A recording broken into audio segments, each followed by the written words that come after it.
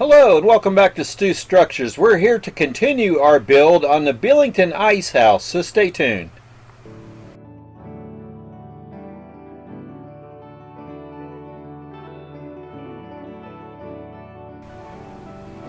So welcome back to Stu Structures. I am Mark Stewart, and we're on the third video in this series of building the ice house.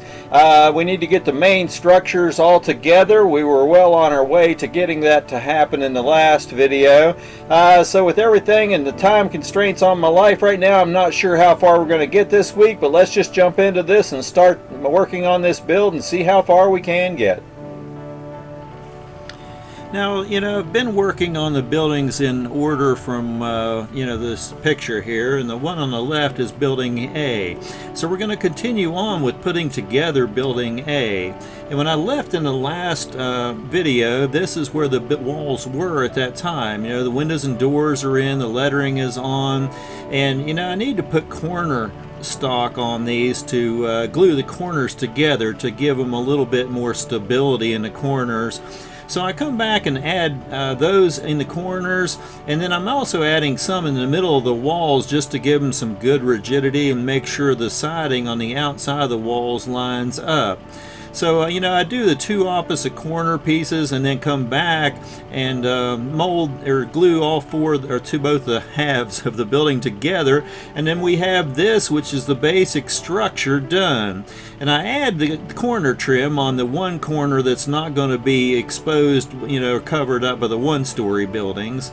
And then we need to move on to this vented louver structure building, which I'm calling building B. And in the last building, we had all this bracing and stuff on the back of the walls, and all this was kind of, in this situation, not louvers weren't done or anything like that, and I had started making these end pieces for the louvers and the openings, and I had to cut a whole bunch of those. There's two of these for every one of those louvers. And in doing so, I ended up with all these tiny little triangle pieces. So my point here is just don't waste all these. These would be great in a gondola load or something later on. But to get those side pieces to mount in there, I needed to mount this corner stock on either square stock on either side of those openings. And I just use regular clothespins here to clamp those in place and glue all those into place on either side of those openings. And then glue all those angled louver holders in place on either side of all of these openings. So then we're ready to come back and start cutting all those slats. Now remember, I had pre-painted a bunch of these 1x6s, and I pre-painted a whole bunch more here in this dark blue, and the louvers are all the same width, so I'm just using my chopper to come back and cut tons of these because I need 19 of these little slats for every one of those louvers.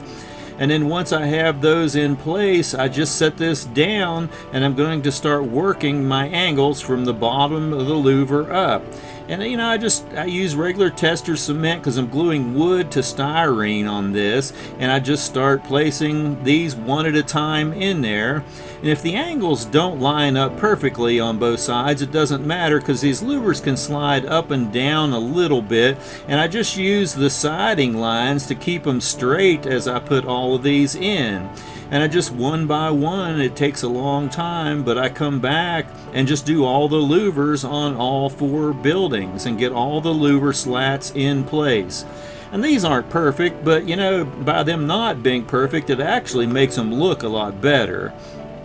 And then I just take more of that 1x6 pre-painted wood and do trim around the outside face of these, and I let the 1x6 run over the slat openings about 50% and 50% on the wood siding so that it covers up the edges of everywhere where I glued in the louvers.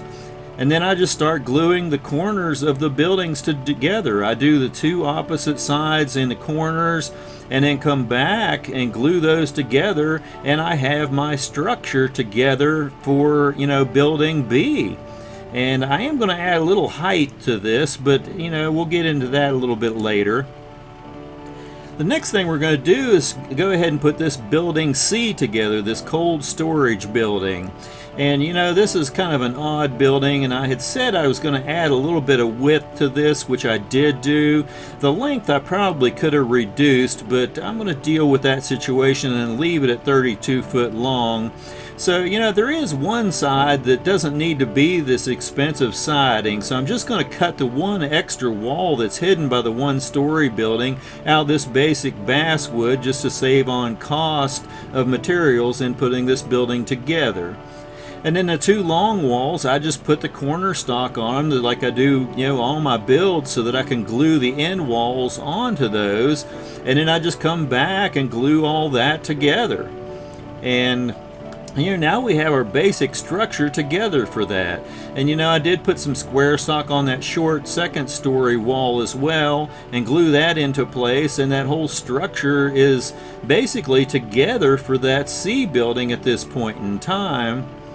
Now I could go on and work more on those individual buildings, but this one-story yellow building really covers up a lot of the walls. And I had originally done this drawing, so once the buildings were together, I came back and placed these buildings on the drawing. And you know, you can see here that by adding some size to that small building, and the building or the area between buildings B and C really is a little more narrow than I would like it to be. So what I'm going to do is come back and rethink my measurements on all this just a little bit. And I'm going to put a little more room between buildings B and C. And I'm going to do that partially by taking up the right-hand side of that overhead one-story roof on the right-hand side of building B, and then moving building C out to the left just a little bit, which will give me the room in between there. But that also means that the walkway on the left-hand side of the structure is going to have to be moved out and made just a little bit bigger there as well. Also, in looking at where the back side of building B comes to the back end of this now, I think I'm going to go ahead and add a little bit more width to the one-story building on the back side of that and move all this out a few feet on the back as well. So I'm going to go ahead and cut a board that will allow me to mount all these on there, so I can start putting my my one-story buildings on together around it. Now, while I was working with this board, I happened to notice some of the wood on the insides of the windows and around the vent structures just showed through a little bit. So I did come back and touch up all the paint around those areas. And now you can see I've got a blue spot I have to remove from the white paint. It's just one thing follows another. But here it is setting kind of the way I have it laid out on this board. And this is just an old mat board that I had from an older project. And you know, the new lines are in place. I would have liked to have maybe had a little more room between building B and C, but you know, this is going to work okay, and I think the one-story structures are going to look good.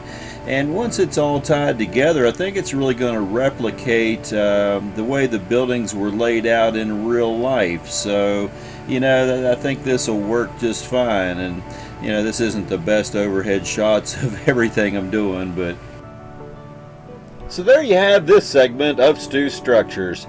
You know, this building's coming along well. I was hoping to get a little more done this week than what I did.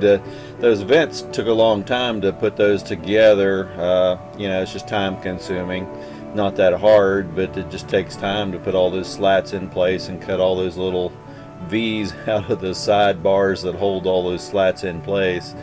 But in any case, you know, now we've got everything ready to glue to the base of the structure, and we can start adding in one-story walls in the next episode. So stay tuned for that coming up next week. You know, I'm going to get as much done as I can each week, like I said before. You know, it's been in the mid-90s, and the nursery is requiring tons of water, and I have other work to do, and I'm back to work with my normal work. So life is just consuming me right now, so my time for this is kind of brought down to a minimum as well, so these videos are a little shorter than I would like to put out there. But you know, I do appreciate you coming back and sharing this time with me. And you know, people kind of tend to get away from model railroading to some degree in the summertime. You know, I like to continue on with this and get one out every week. Hopefully it'll, you know, be a small bright spot at the end of your week to watch the progress in some of the projects that I'm doing. And you know, just share this information with other people out there in the hobby. A lot of people would like to know how to scratch build, and just don't know where to begin. And it's not that hard. It just takes time to figure things out, and you know, figure out where to get your materials and all that to do everything. But in any case, I hope you're enjoying this build. Come back next week and watch the next episode, and drag out your trains and play. Enjoy some of this good downtime with your model trains, and just happy model railroading.